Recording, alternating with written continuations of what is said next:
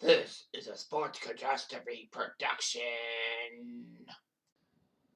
Hey there, Heather, ho there. It's Jeff Cutastrophe. Welcome to another Sports Catastrophe on this day. And on this day, January 17th, 1988, the Denver Broncos and the Cleveland Browns were facing each other in a tight AFC Championship game. And no, it's not the Drive. It's not that game. I already did that last year. You can check that out in the Sports Catastrophe January chronological thing for January 11th. But as is, this happened January 17th, 1988. And this time the AFC title game was in Denver, not Cleveland, which is unusual because, last time the Drive happened, it was in Cleveland. So, anyway, you got the Browns and you got the Broncos facing each other off with a trip to Super Bowl 22 on the line. So, we can get the playoff stuff. So anyway, Denver was the 1 seed, Cleveland was the 2 seed in the AFC. They both got berths into the divisional round. Cleveland would take care of the number 3 seed Indianapolis Colts, 30-21, and I think the Colts won with 9 wins or something in the division. I gotta look. Yeah, the Colts only won 9 games. Well, 9 out of 15 because of the strike and the scab games. The Colts somehow won the division. Went to Cleveland and got taken out 38-21. The Broncos had no problems with Houston taking down the Oilers 34-10. So that sets up Cleveland versus Denver, part 2, because, the Drive happened. Will Cleveland get revenge by going into Denver? Hopefully so. Anyway, Dick Enberg, Merlin Olsen, the big boys for NBC broadcasted this game. And it was a tight game and all that. Denver got off to a 21-3 lead thanks to 3 touchdowns. Elway to touchdown pass to Ricky Natal, Gerald Sewell a touchdown, Steve Sewell's with a touchdown run, and Gene Lang with a touchdown run. 21-3 Broncos. Cleveland only had a field goal by Matt Barr. But Cleveland made it interesting. Kozar passed a touchdown to Reggie Langhorne, 21-10. Elway with an 80-yard pass to Jackson for a touchdown, made it 28-10. Mark Jackson, I guess. Kozar got a touchdown pass to Ernest Biner, more on him later, 28-17. And then after a Biner touchdown run, it was 28-24. Field goal later for Denver. Cleveland tied it up 31-31 thanks to a Kozar pass to Buster Slaughter, made it 31-all. And then Elway to Sammy Winder, 38-31. So it looked good. However, the Broncos were going deep in Denver territory. With less than a minute left, second down at the 8-yard line. They needed something. Well, 2nd and 5 at the 8. Kozar gave it to Biner on a play.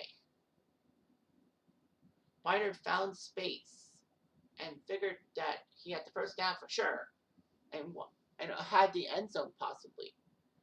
However, Biner bumped into Jeremiah Castile and Tony Lilly, the defensive backs, and Castile managed to knock the football out of Biner's hands at the last second.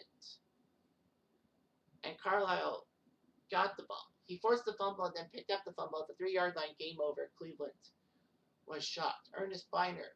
What is it with Cleveland? They had the Drive, tear their hearts apart, and now the fumble.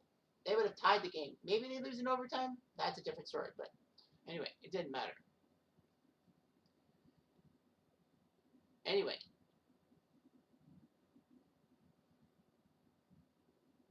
The Broncos did give up 2 points intentionally, and the Browns lost 38-33. It was just shocking and all that.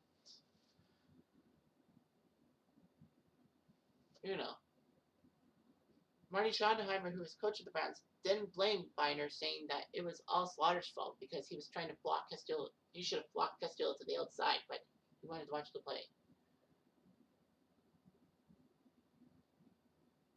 Castillo knew it was going to be a draw play and all that. So he went for the ball. And Schottenheimer said that Ernest never saw Castillo coming. And Ernest Biner is the reason why they were still in the game. Dick Enberg actually noted. And wasn't it ironic that Denver got the ball back at the 2-yard line? Wasn't it just 1 year ago when the Broncos were on their 2 before putting together the drive? Anyway, the fumble gave Cleveland yet another problematic moment. The Browns were just cursed. Red Right 88 when Sight should not have been throwing that pass, especially in Newsom's direction because Mike Davis was right there. The drive in which Denver went 98 yards to tie the game and won in overtime. And now the fumble. Unfortunately, though, Byner was remembered for the fumble. Cleveland would trade him to Washington. And in 5 seasons with Washington, Byner went to 2 Pro Bowls and bad news for the Browns fans. He won a Super Bowl. That's right. He was part of Super Bowl 26 with the Redskins, giving him the NFL title ring he could not win with the Browns. However, he did spend a couple years back in Cleveland, and they kind of forgave him in a sense. And he even spent 2 years with the Baltimore Ravens once they got moved from Cleveland. Byner, when he retired, was in the top 30 in rushing touchdowns and rushing yards. But then again, you got better runners now. So, yeah, what a win for the Broncos. They went to Super Bowl 22. Thankfully for Browns fans, Denver choked the Super Bowl again. Well, Denver had a 10-0 lead, and that was the biggest lead blown in a Super Bowl until Atlanta's 28-3 blowjob. Why did I say that? In 2017, my apologies. But, whatever. So, yeah, Broncos got taken down by Washington in the playoffs. So, yeah. So, it all worked out for Cleveland in a sense. But, yeah, that fumble just cursed and all that. Well, Cleveland got bit at home against Denver, and then Cleveland got bit on the road in Denver. So, at least it was no curse at Municipal Stadium. That's what I'm saying. Anyway, I'm Jan17, I do.